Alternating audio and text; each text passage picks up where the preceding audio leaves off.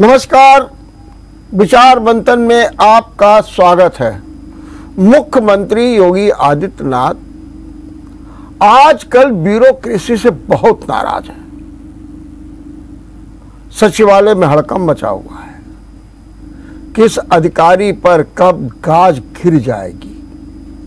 आज ही गोरखपुर में जनता दर्शन था, भारी भीड़ उमड़ी। दावा है कि 1000 लोग पहुंच गए और उनकी शिकायतें बाकायदे मुख्यमंत्री ने सुनना शुरू किया। उन्हें गुस्सा आ गया एकदम। वहां पर कमिश्नर भी थे, डीएम भी थे, एसएसपी भी थे।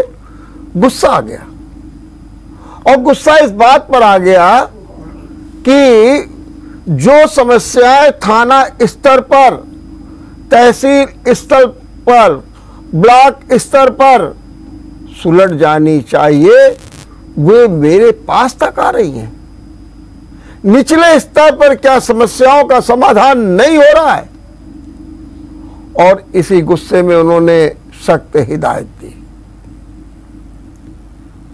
और समय कम होने के कारण वो सिर्फ 100 लोगों से ही बात कर पाए। शेष 900 लोगों से अधिकारियों ने वार्ता की।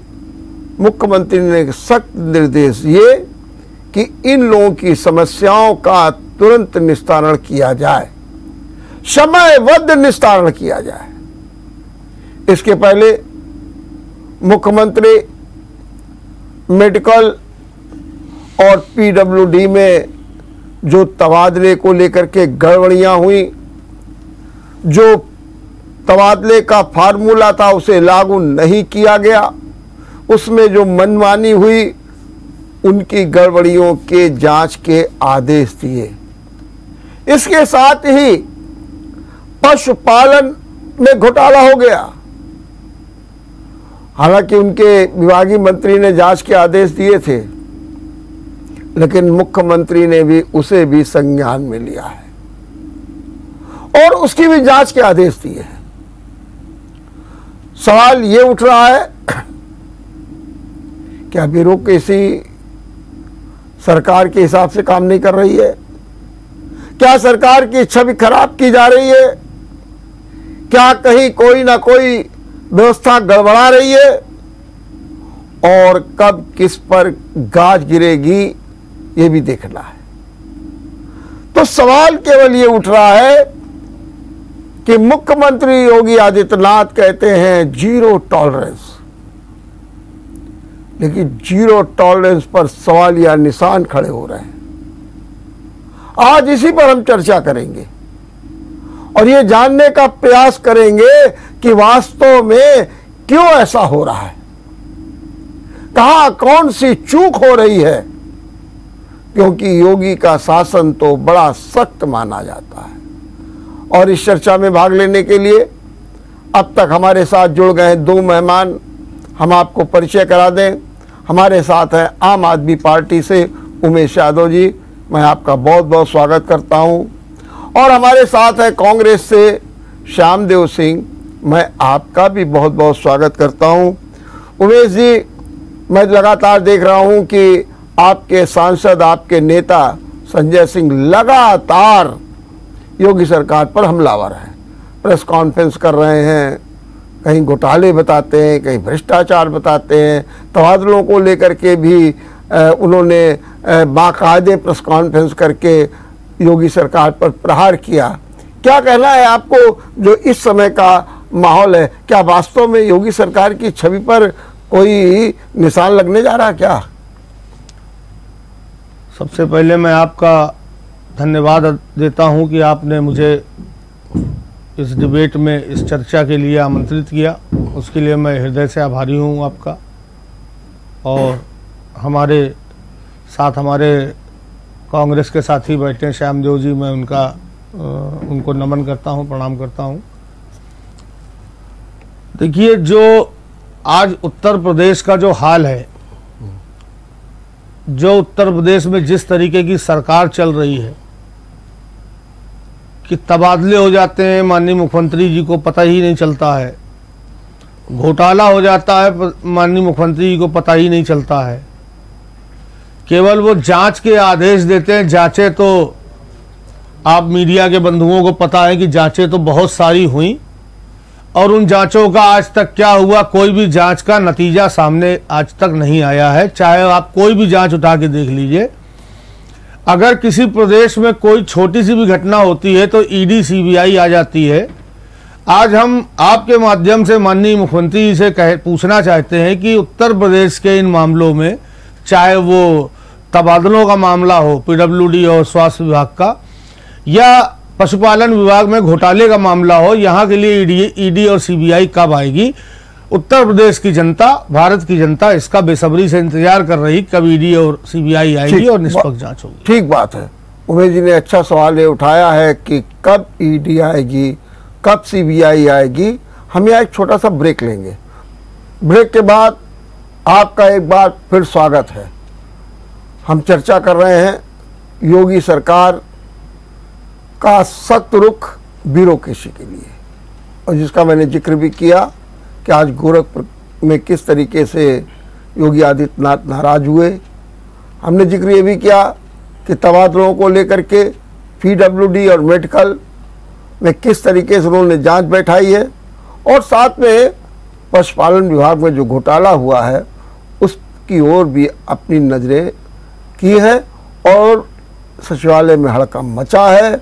और ये कहा जा रहा है कि जल्द ब्यूरोक्रेसी पर गाज गिरेगी।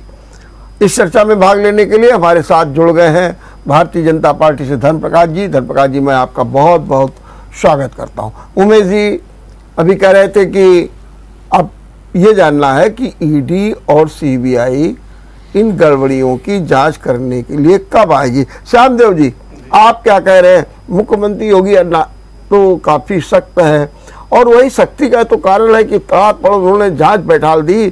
3 दिन में रिपोर्ट मांग रहे हैं, 7 दिन में रिपोर्ट मांग रहे हैं। अब क्या तकलीफ है?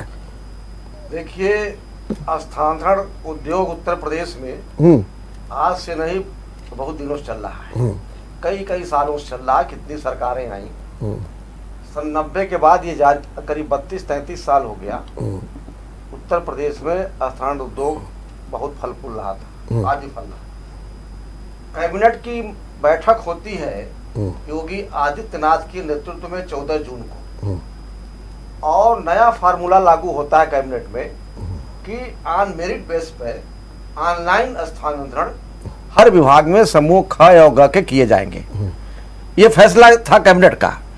15 जून को मुख्य सचिव दुर्गा शंकर मिश्रा जी ने शासनादेश जारी किया सारे प्रमुख सचिवों को, विभागाध्यक्षों को, इसमें ऑनलाइन का जिक्र ही नहीं है। देखिए क्या खेला खेला गया। खेला देखिए आप, कैबिनेट के डिसीजन को मुख्य सचिव के आदेश में निर्देश किया नहीं गया है। अब वो जो चिट्ठी आई हर विभागों को, आदेश आया, शासनादेश, हर विभागाध्यक्ष ने, प्रमुख सचिव ने अपना खेला खेला। ऑनलाइन का कोई बात ही उसमें नहीं लाई थी।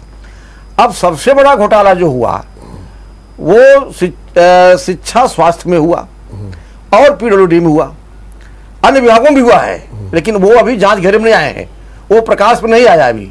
ये दोनों प्रकाश में आ गए हैं।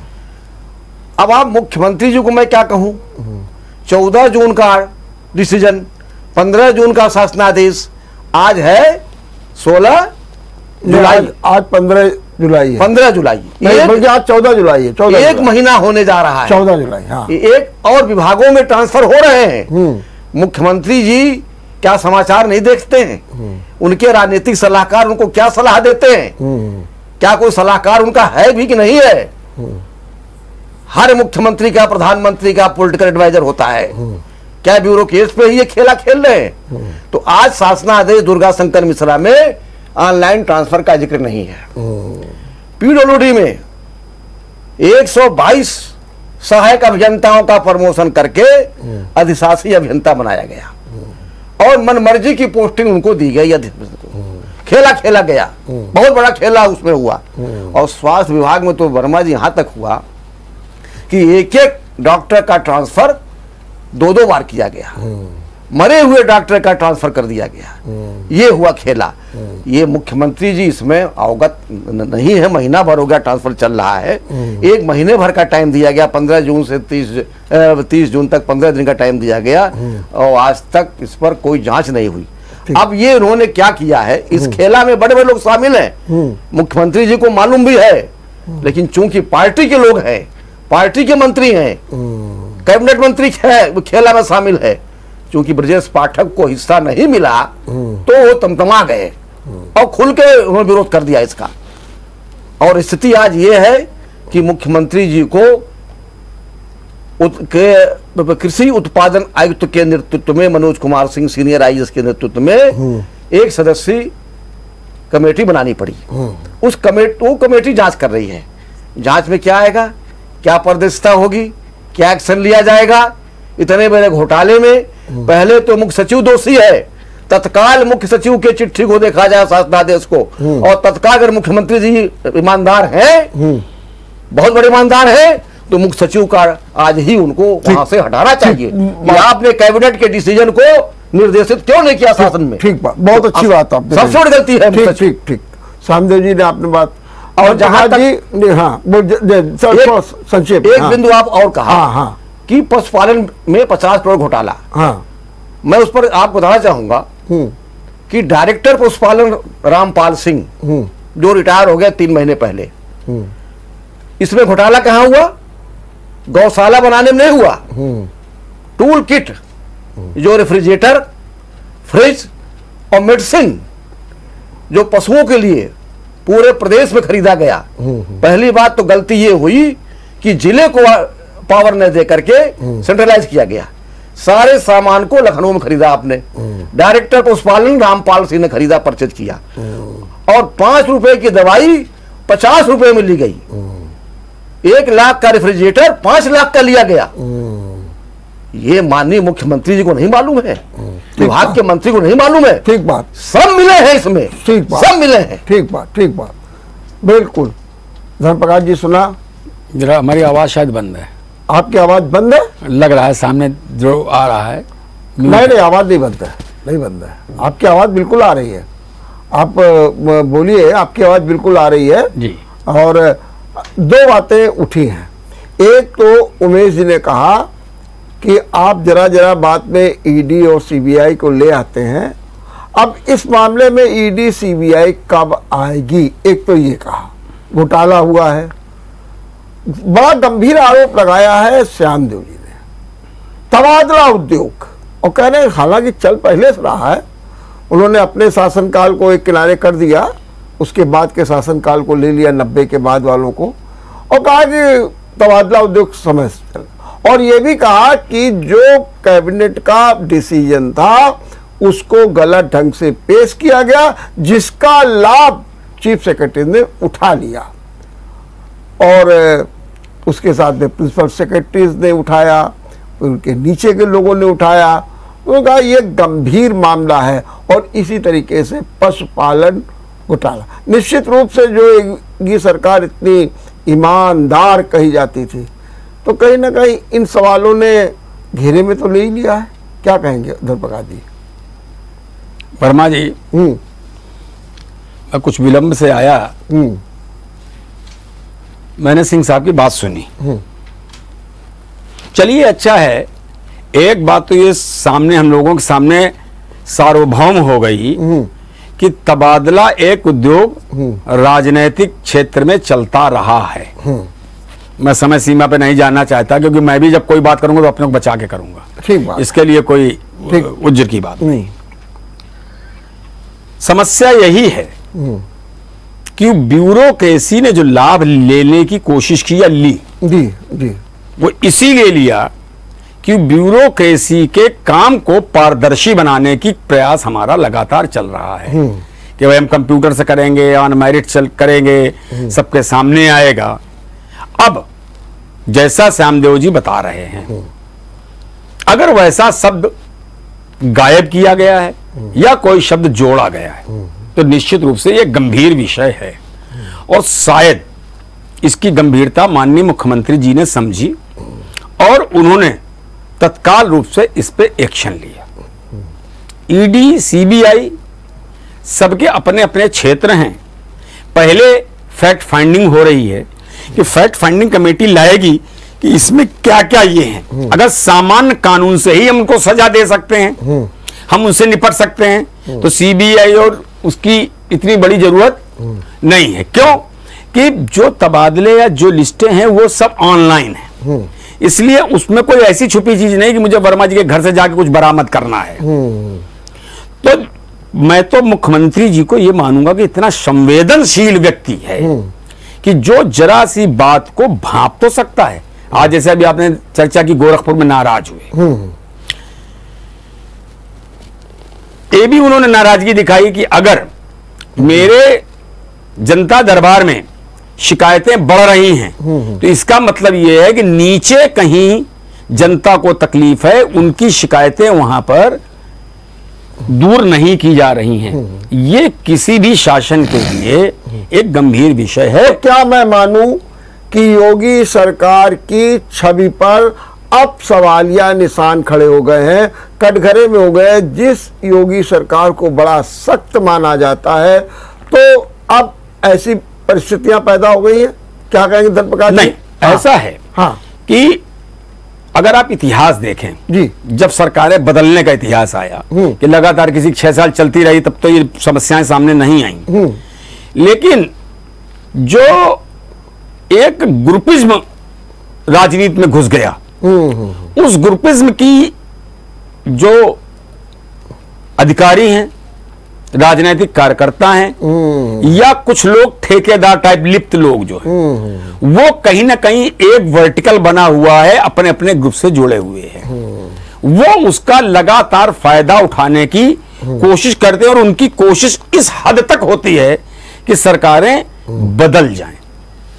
आपने बीच में देखा जी कि तमाम अधिकारियों को लग रहा था कि सपा के पक्ष में परिणाम जा सकते हैं।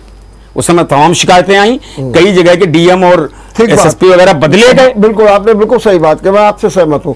और क्या ये ऐसे, इसकी संभावना हम ये नहीं मान सकते कि वो लोग कुछ ऐसा कर रहे हैं कि योगी जी कटघरे में खड़े हो जाएं। लेकिन धर्मप्रकाश जी, 6 साल हो रहा है, अब तो ऐसे लोगों को चिन्हित कर लेना चाहिए था। नहीं, चिन्हित तो है आप और, एक बात देखिए, और उनके खिलाफ सख्त कार्रवाई हो जानी चाहिए। बिल्कुल होनी चाहिए। इस बात को बहुत शिद्दत से उठाया जाना चाहिए। देखिए, जो हमारे यहाँ के प्रशासनिक अधिकारी हैं, मुझे कहने में कोई गुरेज नहीं है कि उन लोगों ने अपने लिए एक ऐसा सेफ्टी कवर बना रखा है कि वो अपने को बचाने की लगातार कोशिश करते हैं। वो राजनीतिज्ञों को तो फंसा देते हैं, सामान्य व्यक्ति को फंसा देते हैं, लेकिन आप आइए से क्या कर सकते हैं? मुख्यमंत्री भी चाहे तो उसको सस्पेंड या टर्मिनेट नहीं कर सकता। नहीं करेगा, लेकिन वो तो आप बड़ी लंबी प्रक्रिया है, बहुत लंबी प्रक्रिया। मंत्रालय में जाएगा, पब्लिक सर्विस कमीशन में अप्रूवल के लिए जाएगा, ये प्रक्रिया है। नहीं, मुख्यमंत्री जी ये कर सकते हैं, मुख्यमंत्री जी उसको जो महत्वपूर्ण विभाग है उससे हटा सकते हैं। ठीक बात, मैं आपकी बात से कतई असहमत नहीं हूं और मुझे लगता है कि मुख्यमंत्री जी शायद इसी लाइन पर काम कर रहे हैं। ठीक बात। अवैध जी, क्या आपको लगता है कि आज हमारे अधिकारी हैं वो भी राजनीतिक विचारधारा के हिसाब से बट गए हैं? और ये बात सही है कि जब चुनाव हुए और कुछ ऐसा लगा कि अखिलेश को लाभ मिलने जा रहा है, तो कुछ अधिकारी उत्साहित भी हो गए थे। तो ये जो विषम परिस्थितियां हैं, क्या योगी सरकार के लिए ये सबसे बड़ी चुनौती है? ये जो विभिन्न विचारधारा के लोग हैं और वो अड़ंगे डाल करके सरकार की छवि खराब करना चाहते हैं। सरकार की छवि सरकार के द्वारा ही खराब हो रही है जी। ये जो आज जो भी अधिकारी जिस जिम्मेदार पद पर बैठे हुए हैं, इनको लाए भी तो यही है, माननीय मुख्यमंत्री जी ही तो इनको लेकर आए। भाई, इसके पहले भी इनकी सरकार रही 5 साल, इन्होंने अपने मन मुताबिक अधिकारियों का उनकी अपनी इच्छा अनुसार, उनकी इच्छा अनुसार अब स्थानांतरण किया। तो आज ये कहना बिल्कुल गलत है कि अधिकारी छवि खराब कर रहे हैं। अधिकारी और नेता मंत्री मिलकर सरकार को लूट रहे, उत्तर प्रदेश को लूट रहे हैं। इसमें ये कहे कि किसी का दोष कम है किसी का ज्यादा है तो नहीं, ये सब बराबर से बंदर बाट चल रही है।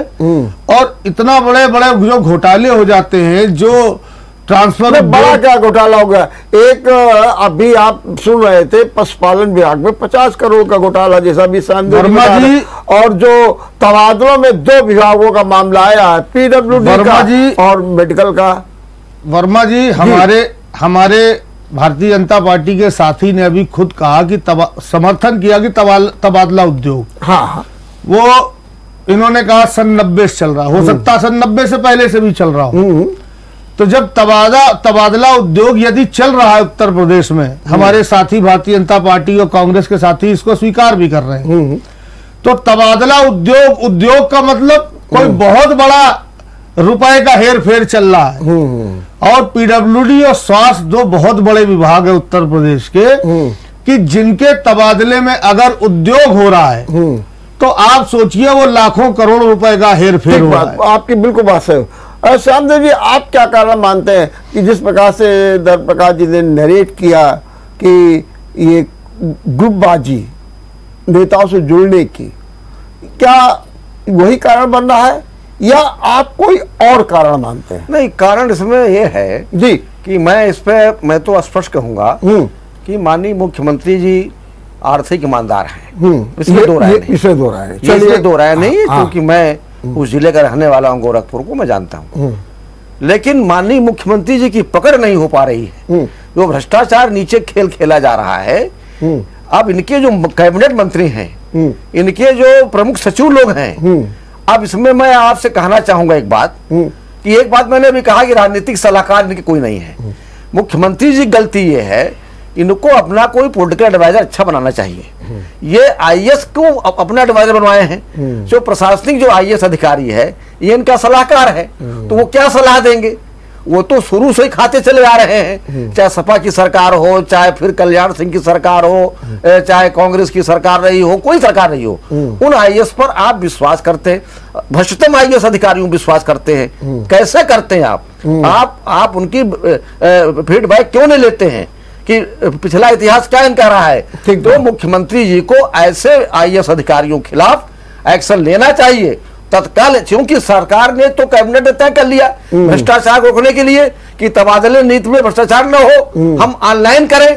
तो ऑनलाइन जब खेल खेल लिया गया है तो आप क्या करें इसके लिए? ठीक बात। तो आपको ऐसे अधिकारी, देखिए पीडब्ल्यूडी में क्या हुआ, मुख्य अभियंता और प्रमुख सचिव मिलके किए हैं। कैबिनेट मंत्री जितेंद्र प्रसाद को मालूम है नहीं, ये खेल देखिए आप, बाद में मालूम पड़ा। और यही बात बच्चा ये पाठक जी के हमें यही हुआ है।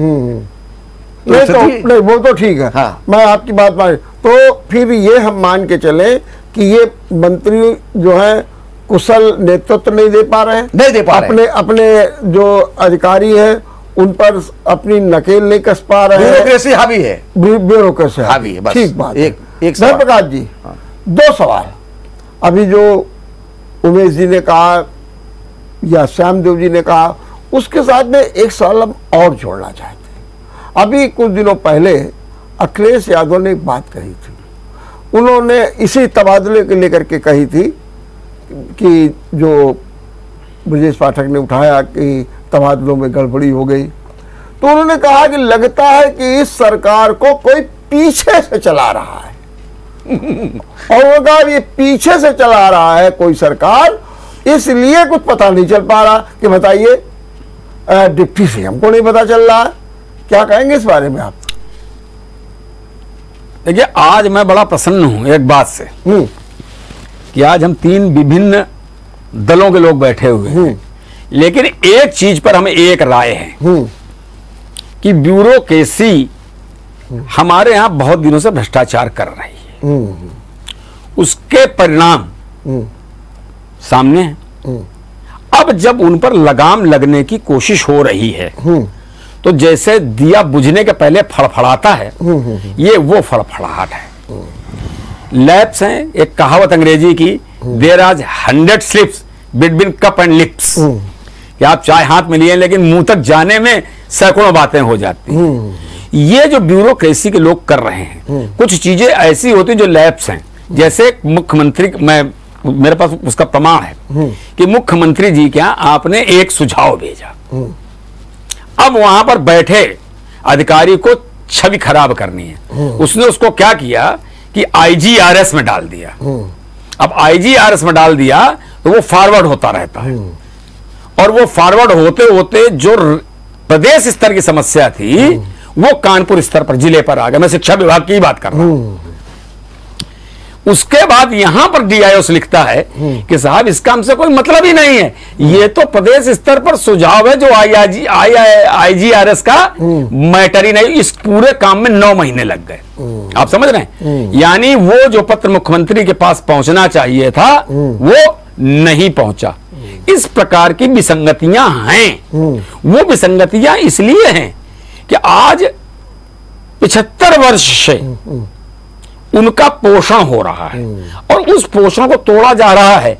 एक साथ सब कुछ आप नहीं कर सकते। लेकिन हमने 5 साल आपको हो गया, हमने 5 साल में दिल्ली में दिखा दिया ना, ठीक करना चाहिए 6 साल में। हमने दिल्ली में दिखा दिया होता है। देखिए श्यामदेव जी, नहीं, मैंने श्यामदेव जी माननीय मुख्यमंत्री जी, दिल्ली में भ्रष्टाचार नहीं होता। कौन कहता है? अरे आप बताइए ना। अरे भाई सत्येंद्र जैन गिरफ्तार हैं। क्या मिला सत्येंद्र जैन के खिलाफ? आप अरे 2.5 करोड़ रुपया नगद मिला। मिला क्या? नगद मिला।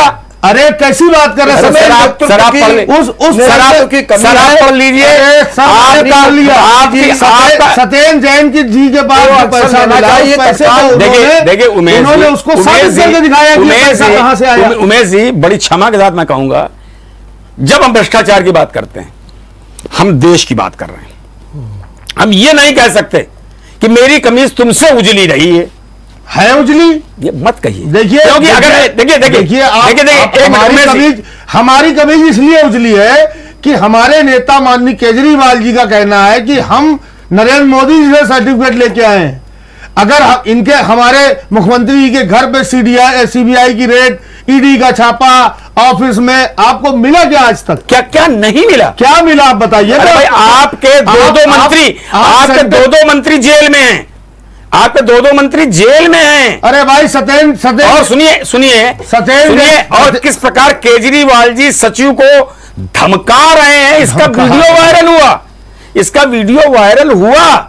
केजरीवाल जी की संपत्ति में कितना इजाफा हो गया ये सारी दुनिया को पता है। आप ये मत कहिए कि आप दूध केजरीवाल जी की संपत्ति में इजाफा हो गया है, तो आज अधिक संपत्ति मामले में केजरीवाल जी को आपने समन किया, आपकी सरकार कर क्या रही है? मुख्यमंत्री जी को इस बात का संज्ञान नहीं अभी हुआ 6 साल में कि कौन ब्यूरोक्रेट में जो IAS अधिकारी है, IPS है, कौन ईमानदार है, कौन बेईमान है।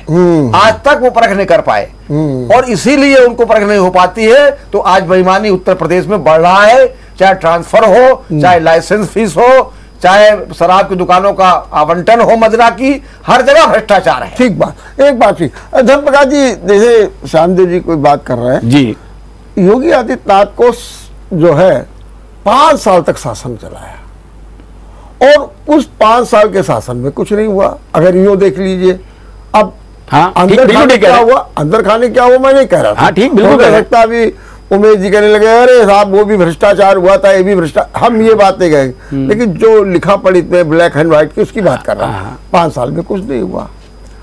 लेकिन क्या कारण है? क्या अपने अधिकारियों को, जैसा कि अभी श्यामदेव जी कह रहे हैं, कि समझ नहीं पाए, और उसके बाद अब जो है इस तरीके के हालात पैदा हो गए हैं?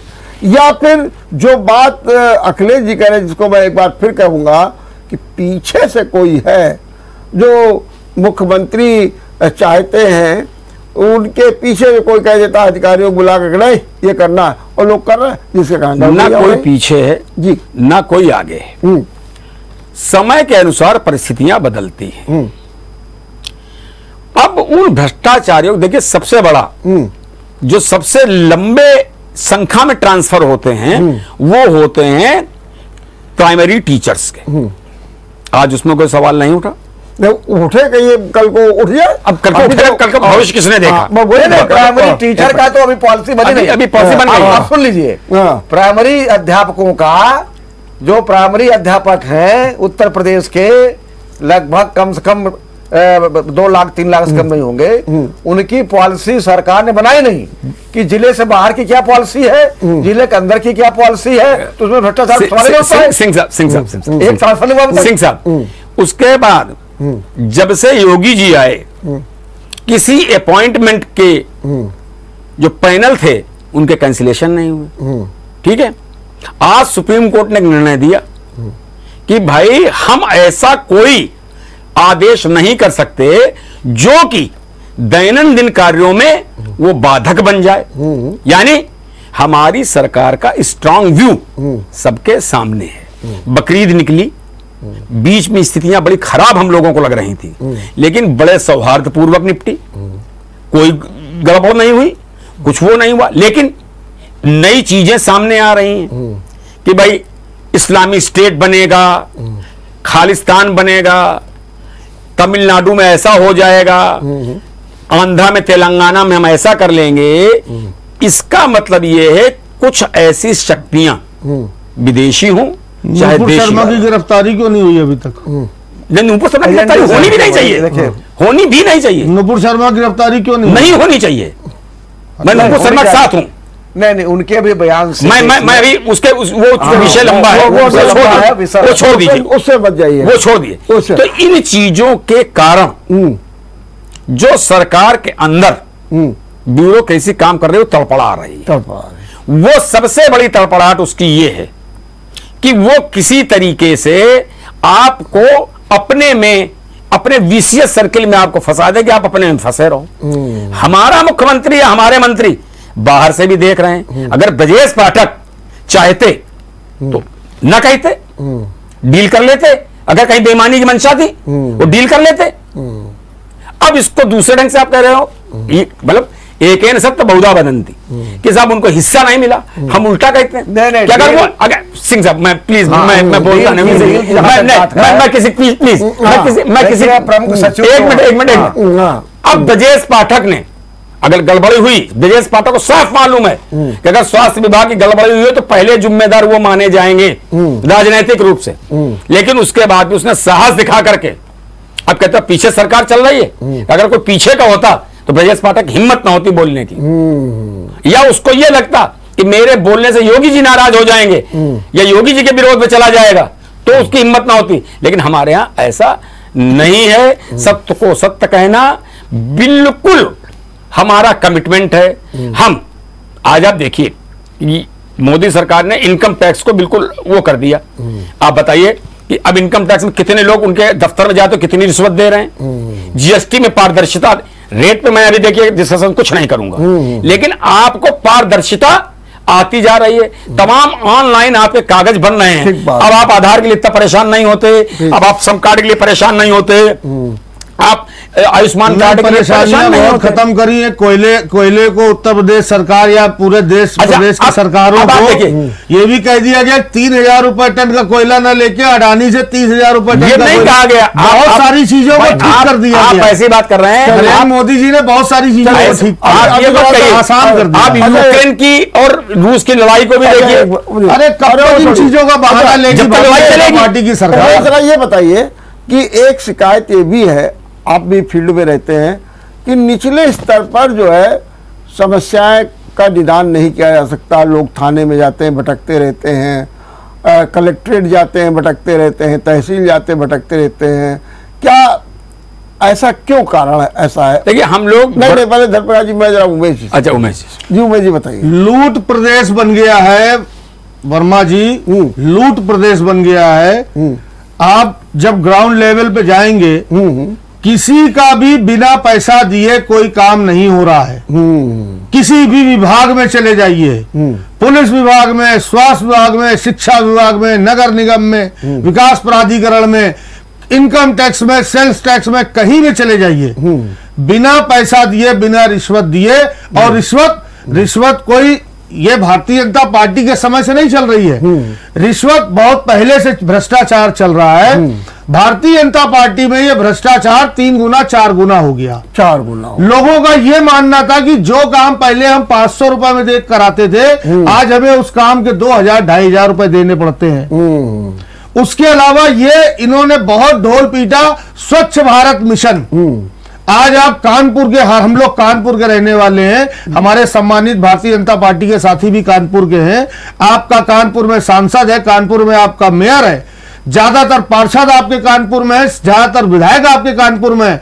कानपुर में स्वच्छ भारत मिशन के तहत कानपुर की स्वच्छता के बारे में बता दीजिए, गंगा सफाई के बारे में बता दीजिए, चलिए नहरों की सफाई के बारे में बता दीजिए। आप हर विभाग नहीं, वर्मा जी 2 मिनट में समय लूंगा, संक्षेप में 2 मिनट समय लूंगा कि आप बातें बड़ी बड़ी करते हैं कि आपने कहा कि नहरों की सफाई होगी, नहरों की सफाई कागजों में हो गई, भुगतान हो गया। इस भ्रष्टाचार का खुलासा अभी आपकी सरकार है, अभी नहीं होगी। जब आप सरकार में नहीं होंगे तब आपके भ्रष्टाचार के मुद्दे इतने खुलेंगे। ये हिंदुस्तान के इतिहास में, भारत के इतिहास में आप देखिएगा इतने बड़े घोटाले आज तक, आजादी के बाद से आज तक इतने बड़े घोटाले नहीं हुए होंगे जितने बड़े घोटाले भारतीय जनता पार्टी की सरकार में खुलेंगे। मैं श्यामदेव जी, काफी विस्तार से उमेश जी ने बात कर ली। आप क्या महसूस करते हैं, ये क्यों नहीं निचले स्तर पर समस्याओं का समाधान हो रहा, जबकि मुख्यमंत्री कहते हैं कि 10 बजे ऑफिस पहुंच जाइए, लंच में आधा ही घंटा रहिए और समय से रहिए, पूरे काम होने चाहिए, क्यों नहीं हो पा रही है समस्या? हाँ, मैं आपसे कहना चाहूंगा, अगर किसी काम को लेकर कोई शिकायत करता, चाहे किसी दल का हो या आम आदमी हो, मंत्री गण के पास जाता है, मंत्री जी उसको कहते हैं, आदेश करते हैं। पहली बात, कोई लिखित मंत्री आदेश करता नहीं है, अपने पीएस से कहता जा, उनको बोल दो, उनको कह दो, उनसे कह दो। तो जिले के अधिकारी जो हैं, वो जब वो आदमी आता है तो उसका काम ही नहीं होता है। वो कहता है जिले का विभागाध्यक्ष, जो विभाग के अंदर बाबू बैठा, कर्मचारी बैठा है, कि तुम मंत्री से कहलाने क्यों चले गए, तुम मेरे पास सीधे आते और तुम इतना करते, तुम्हारा काम हो जाता। ये कभी नहीं हुआ जो आज हो रहा है, चाहे नगरनिगम हो, विकास प्राधिकरण हो या अगर हो। ये मंत्री से मतलब तो हर आदमी तो मंत्री के पास जा नहीं पा रहा। मैं मंत्री की बात कर रहा हूँ, मंत्री के आदेश का पालन नहीं होता है, नहीं हो रहा, नहीं हो रहा है, नहीं मैं मान रहा हूँ बिल्कुल। लेकिन प्रशासन नाम की, सरकार नाम की चीज नहीं रह गई है। कोई अधिकारी, कोई कर्मचारी, जहां तक पुलिस का सवाल है, मैं बताना चाहूंगा आपसे, मुख्यमंत्री जी लाख ईमानदार हो, लेकिन आज भी जिले में कप्तानों की पोस्टिंग कैसे होती है, दरोगाओं को थाने कैसे दिए जाते हैं, ये मैं नहीं कहना चाहूंगा आपसे। चलिए, मैं समझ गया। धर्मप्रकाश जी, समस्याओं का स्तर जो है, जो निचले का है, मैंने थाना और तहसील और ब्लॉक, वहां पर भी नहीं हो रही समस्या होना, जिसके लिए आज मुख्यमंत्री योगी आदित्यनाथ को गुस्सा होना पड़ा गोरखपुर में। और वो मुख्यमंत्री जिन्होंने 5 साल शासन चलाया, बड़े अच्छे ढंग से चलाया, जिसका होम डिस्ट्रिक्ट का प्रतिफल आज मिला। हाँ, ये तो होम डिस्ट्रिक्ट की बात है, गोरखपुर में ये बात हुई, तो वहां पर कमिश्नर भी थे, डीएम भी थे, और उस समय उन्होंने की। तो क्या आप इसका क्या कारण मानते हैं? देखिए, 2 बातें हम लोग एक डिबेट में डिस्कस कर चुके हैं जी, कि इस समय का वातावरण में हो क्या रहा है। कुछ चीजें मानव सुलभ चीजें हैं, जो मानव स्वभाव की चीजें हैं, उनको भी इसमें इंक्लूड कर लेना चाहिए। कि आदमी के मन में तो है, क्योंकि उसके मन में ये बिठा दिया गया सरकारी नौकरी माने ऊपर की कमाई। ये आज नहीं, आज 100 साल से 200 साल से, अंग्रेजों के जमाने से भी सिखाया गया कि भैया वो डलिया आती है, डीएम साहब क्या ये आता है। अभी उस ट्रैप से हम निकले तो हैं, लेकिन पूर्ण रूप से नहीं निकले। दूसरी बात, एक ये पूरे सरकारी तंत्र में व्याप्त है कि मेरा कोई क्या कर लेगा, हम जिसको चाहें हम परेशान कर लें, जिसका चाहे काम कर लें, और वो आदमी उसकी वसूली चाहता। इसके पीछे कोई राजनीतिक बात नहीं है। देखिए सिंह साहब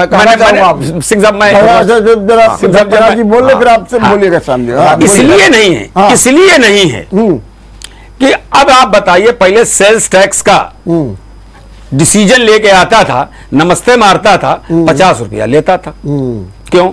इसमें कहां राजनीति थी? लेकिन वो 50 रुपए दस्तूरी थी। आज भी पोस्टमैन आता है, अब तो का टेलीफोन का काम खत्म हो गया है, पोस्टमैन आता है आपके एरिया का, होली और दिवाली पहले टेलीफोन वाले आया करते थे। इसमें कोई राजनीति प्रेरित नहीं है इस प्रकार की चीजें, और हमने इसको बढ़ावा दिया। आज मैं ये कहता हूं, देखिए पब्लिक अकाउंट्स कमेटी होती है, आप कहते घोटाले आपके जाने के बाद खुलेंगे। पब्लिक अकाउंट्स कमेटी में विपक्ष के और पक्ष दोनों के लोग होते हैं, सब दलों के लोग होते हैं, उनको पूरा अधिकार होता है। कांग्रेस के समय, सपा के समय जो तमाम घोटाले खुले वो पब्लिक अकाउंट्स कमेटी से खुले। आप इतने सजग नहीं हैं, आप विपक्ष की भूमिका उतनी बढ़िया नहीं निभा रहे हैं। आप बिल्कुल सुझाव दीजिए, आपके सुझाव का सहर्ष स्वागत है। हम आपको गले गले मिलकर के उसका स्वागत करते हैं, क्योंकि एक आदमी एक चना अकेला भाड़ नहीं फोड़ सकता। हमारे लिए देश सर्वोच्च है, व्यक्ति सर्वोच्च नहीं है, चाहे कितना प्रिय हो, हमें उसे छोड़ देना चाहिए। इसके उदाहरण हमने दिए हैं, हमने इसके उदाहरण दिए। इसी की बात कर रहे हैं, मैं कैग की बात कर रहा हूं। सन 2014 में जी विनोद राय कैग के चेयरमैन थे। उन्होंने 1,84,000 करोड़ का घोटाला दिखाया और उस पर प्रधानमंत्री जी ने पूरा भाषण दिया हिंदुस्तान में कि कांग्रेस ने 1,84,000 करोड़ कर गया। वही विनोद राय बाद में मुकर गए। क्या पीएससी की बात करते हैं आप? कैग की बात सदस्य होते हैं। एक सेकेंड, मैं कह रहा हूं राजनीतिक भ्रष्टाचार है कि नहीं, मैं कहना चाहूंगा।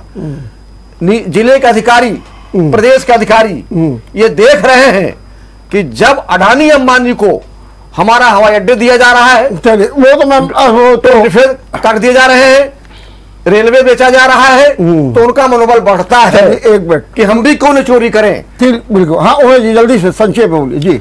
वर्मा जी, ये जो हमारी चर्चा चल रही, इसके साथ साथ हम एक चीज आपके चैनल के माध्यम से भारतीय जनता पार्टी के सभी नेताओं से पूछना चाहते हैं, कहना चाहते हैं कि आप लोग एक योजनाबद्ध तरीके से रोज नई नई चीजें ले आते हैं और जिससे आम आदमी का जो मूलभूत जो जरूरतें हैं, मूल मुद्दे हैं, उनसे आप उनको भटका देते हो। आज महंगाई पे कोई बात नहीं कर रहा है। चलिए मैं समझ गया, वो तो आप नहीं सुनिए, ये स्लोगन है। अब इस पर सुझाव दीजिए, आप रोकें कैसे? चलिए मान लीजिए हम अपनी गलती माने, आप बताइए कैसे रोकें? नहीं, आप हमें बताइए, आप अपने पुराने वीडियो उठाइए। सिलेंडर 400 रुपए का सिलेंडर था, आप लोग ड्रामा करते थे। आज 1,500 सिलेंडर है। वो सुझाव दीजिए।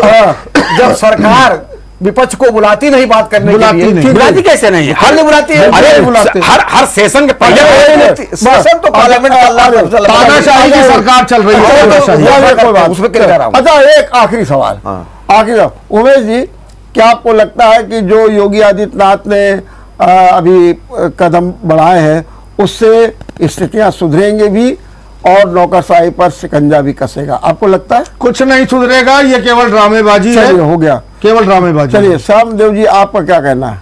हमारा कहना यह है कि जो जांच कमेटी बनाई है मुख्यमंत्री जी ने एपीसी के नेतृत्व में जी, उसमें जो रिपोर्ट जाए जांच की, उस जांच पर एक्शन लिया जाए और जो दोषी हो तत्काल मुख्यमंत्री जी को उसके खिलाफ गंभीर से गंभीर एक्शन लेना चाहिए। चलिए आप क्या कहेंगे धन प्रकाश जी? मैं श्यामदेव जी की बात से सहमत हूं। ठीक, कि दोषी के प्रति गंभीर से गंभीर एक्शन लिया जाना चाहिए, तभी भ्रष्टाचार रुकेगा। नहीं, जैसे उमेश जी को तो विश्वास नहीं है कि अब इससे ये तो मुंडे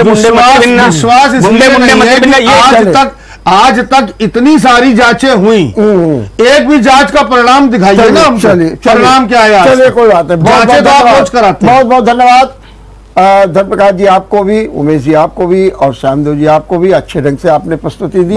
निश्चित रूप से जो गड़बड़ियां हुई हैं और जो सरकार को घेरे में लाने का प्रयास किया गया है, उसकी दिशा में जो कदम उठाए गए हैं वो अपने आप में भी बहुत ही महत्वपूर्ण है। अब देखना यही है कि जो इस समय योगी सरकार को घेरने की जो बात हुई है उससे योगी सरकार कैसे निपटेगी और जो अपनी जीरो टॉलरेंस की नीति है उसको कैसे पूरा करेगी, देखते रहिए विचार मंथन। नमस्कार। अगर आपको हमारा वीडियो पसंद आया हो तो हमें लाइक करें, सब्सक्राइब करें और ज्यादा से ज्यादा शेयर करें और हाँ, बेल आइकॉन दबाना ना भूलें ताकि हर खबर का अपडेट आप तक पहुंचे तुरंत। आप हमें इंस्टा, ट्विटर और फेसबुक पर भी फॉलो कर सकते हैं। हमारी आईडी है @JMT News।